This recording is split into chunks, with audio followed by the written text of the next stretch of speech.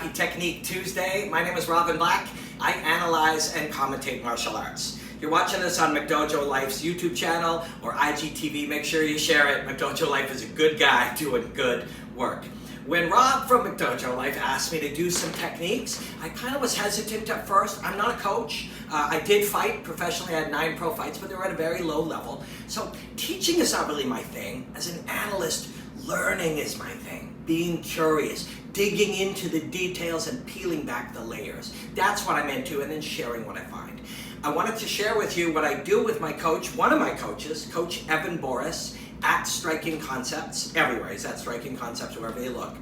He came up under Henry Hoof. He just got back from Thailand, training with masters over there. Coach Evan is an excellent coach. But not only share with you what we're doing, but the idea that you can study with any coach right now. You can find somebody to teach you things online while we're all stuck at home.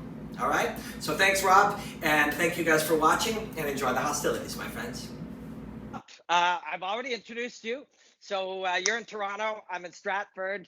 We're going to get a little technique going here. What am I working on? What are we doing?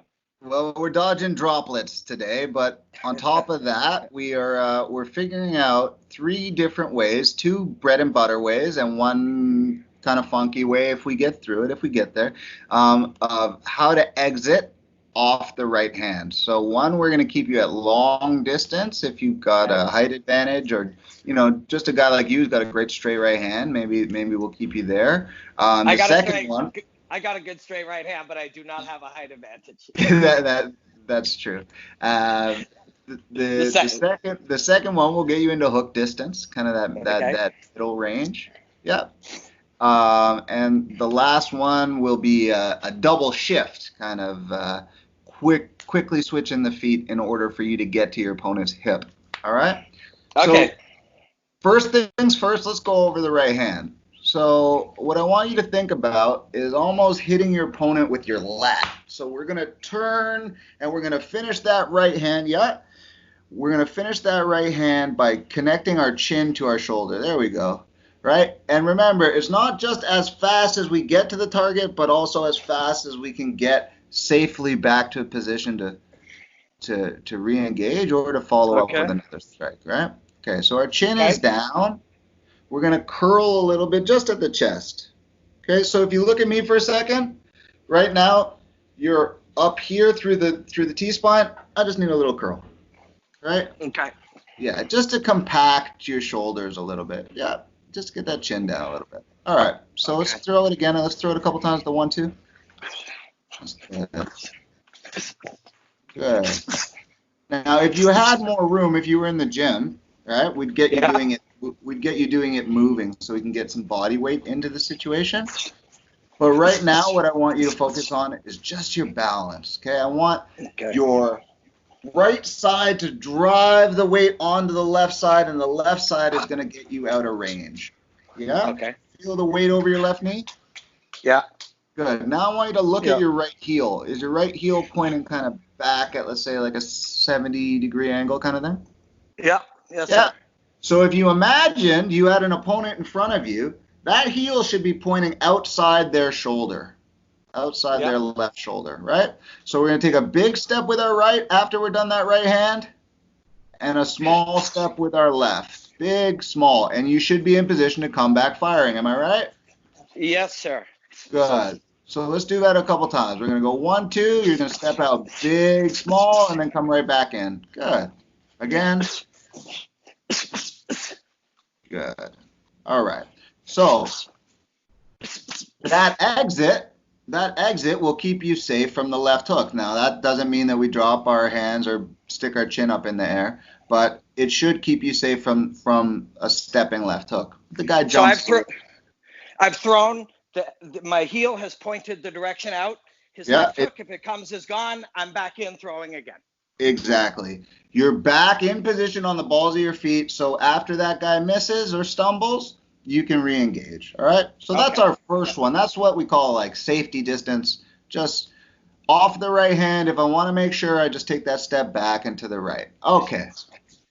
Okay. Now, every once in a while we need to get to another shot, right? We need to get to the hook, or maybe we need to get to their body a little bit. So what we're going to do here is off that right hand, we're in that same position. We've got the weight over the left knee, right? Yep. Our hips, shoulders, and knee is all facing through the point of the chin. Now we're going to weave using just our legs and our hips and shoulders, right? So we're going to, the weight is on the left side. We're going to take a small step with the right. We're going to squat underneath and get underneath that left hook and come up throwing. Yeah. I like to come up with the right hand because the weight is on that leg, but it's not wrong to come up with the left hook. Okay. Throw, I'm here. I weave under, I plant, step, bang, bang, bang. Also, what you can do, another alternative, is as you're weaving, you can throw that hook just as an arm shot, just to kind of have a feel for where your opponent is. Stepping here? Yes, I like that. yes, sir. I like that. Very good. And then just touching here. I'm a little off balance because I got a little excited, but that's okay. We're here. That's okay. I mean, if you don't get excited about hitting people in the face, something's wrong with you, right? I do like touching on that little weave. The right hand comes. As I'm weave, it lines me up. Maybe I'm hitting his sternum. Like I said, we can get to the body there. We can get the elbow up nice and high and go upstairs. It's completely up to you. At the end of the day, it's going to be your martial art, right? So let's do that a couple of times. 1, 2, weave under with a touch. Then I can slide back out to the first one. You can slide back out, but if you're already outside their shoulders, I would just keep going. Right. A little under. Yeah, I'm already outside. Why exit? If I want to go anywhere, I'll keep moving outside. Right? Yes. All right. Now, Robin, you've probably done that 5 or 6 times now, right? Yeah. Okay. You feel anything interesting in your legs? Yeah, the quadriceps are engaged for sure. Yeah. Yeah. If you're doing these defensive motions right, it's all legs. Yeah. It's all legs, right? That's our suspension. That's going to get us changing levels really well. If we start doing it with our hips and our upper body, we start taking our eyes into funky places. We start losing our balance, and we start being able to get hit and controlled in situations that we don't like. Yeah. Yeah. As I can see my own eyes in there staying glued. So if you think of it in just a boxing sense, right? That's where guys will be able to hit you in the back of the head, lean on the back of your neck really hard, make it really bad for your legs. If we think of it in an MMA sense, you're just gonna get there's a myriad of problems in Muay Thai. You know, you're giving up your neck, you're giving up elbows, you're giving up knees. I mean, it goes on and on and on. But if we do it properly, there's a when and a where that we can fit it in Muay Thai, we can fit it in boxing, we can fit it in kickboxing, we can fit it in MMA. Both of these feel to me like, yes, sounds great. Both of these feel to me like, cool, I get to punch, but then I got to be smart. I don't want to get punched. And then I want to be somewhere where I can hit again. Simple. That's the thing, is like everybody likes to do the hitting part. It's remembering that the other guy can hit too that is equally important. Yeah. Cool. So these are great. I like them. Do I get one more? Yeah. Okay, I'll give it to you. You worked for it. I'll give it to you. Let's go. Okay. All right, so we're back on our right hand. I need a little bit of space. I need you to back up a little bit. Yeah. Okay, so the first thing you're going to do is you're going to face the camera. You're going to stick that right hand out at me. Good. Now, you're going to step forward with your right leg. Yep. As your left hand comes out, I just need you to bend your legs a little bit so that your head goes from here to here as you make that action. Yeah. Where the path of my head is going to be important here. Dictated by? My legs. Okay. So we have the same concept. We're just linking it together, okay? So our suspension moves our head.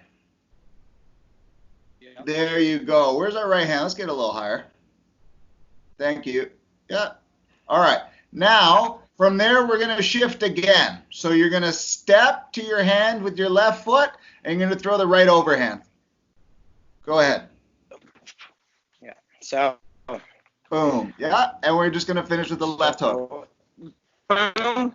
Boom. So I'm kind of blitzing here. My offense is my defense. Pardon me, you broke up a little bit. I need you again. I said, so I'm kind of blitzing here, giving so much offense that is part of my defense. Your head movement and your offense is all becoming part of your defense. You're giving your opponent something to worry about while changing the distance rapidly and attacking in kind of an X pattern. Yeah, I love it. I feel that X with my feet. The way I'm stepping through. It's so interesting because when I watch it or I break it down, we're thinking about a right hand comes, then a step and a left, then a step and a right. But actually the head and the body is moving on really interesting angles on the way through so that I don't just get punched on my way in either. It's not just about me getting to go. You're going to go too. I would like to think so. All right. So yeah, I love it. I love it. Those are exercises, even if you don't have a partner, or even if your partner's not the same skill level as you can work them in your living room. You can work them walking to the bathroom. You can work them in the kitchen while the water's boiling. Whenever you want, you can work them day in, day out. So what I need you to do is I need you to record for 14 days in your journal how these three exercises evolve. Right? Okay. Because skill development takes a really long time. It takes hashing. All right, and then we'll come back next week and we'll put a little bit more on it. I love it. Sound good? I love it, Coach. Yeah, and for our friends watching it, like you can do this with your coach. You got a good coach. He's going to be thinking about how to transfer his skills like this and give you the feedback that you need. And this is what's happening. Thanks, Coach. Yeah. He's at Striking Concepts pretty much everywhere. Yeah, at Striking Concepts pretty much everywhere. And yeah, I mean, we got fights back, so it is what it is. We got a little bit of entertainment, but this is an opportunity for us to work on the details while we're not getting punched and kicked at full speed, right? So we can make gains while we're staying COVID free. Thanks again, Coach. I'll see you later in the week. Yes, sir. Enjoy the hostilities, my friends. Peace.